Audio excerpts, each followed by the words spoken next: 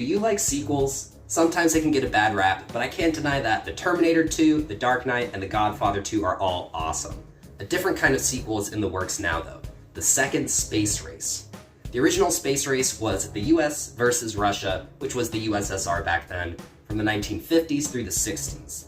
It ended in 1969 when Neil Armstrong set foot on the moon and claimed a victory for America. However, there's a new player in the second space race, China.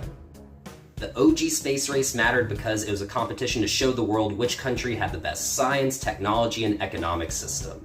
It was really about democracy versus communism.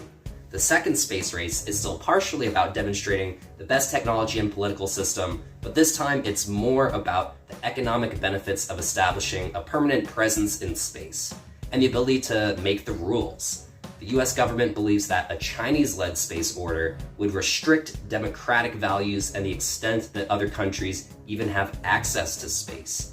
The US states, and I really hope that it's true, that their goal is to develop an inclusive policy of space development, as not doing that could enable an authoritarian space ruler to take power and make the rules. The US successfully launched Artemis 1 in 2022. It's the first in a series of tests to get humans to the moon and Mars.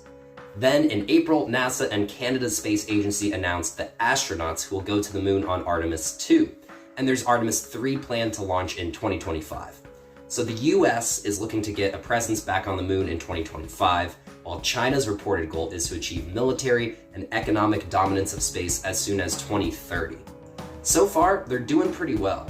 China shoots up the highest or second highest number of orbital launches every year, sending up ballistic missiles, satellites, and manned crews of people into space.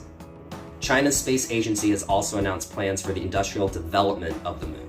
US Space Force Lieutenant General Nina Armagno stated that China's progress has been stunningly fast, and that it's entirely possible that they catch up and even surpass the US.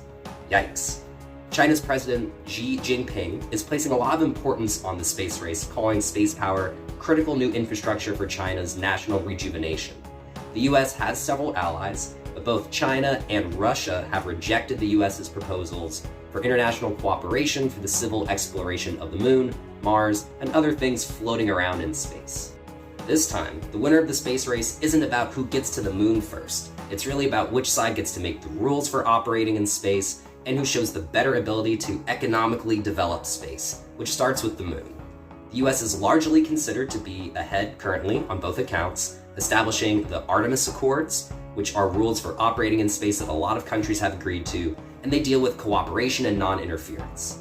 NASA is also in the lead in terms of space technology, and billionaire and Twitter emperor Elon Musk has dramatically lowered spaceflight's cost with SpaceX, and other billionaire space projects like Blue Origin are still almost entirely run out of the US.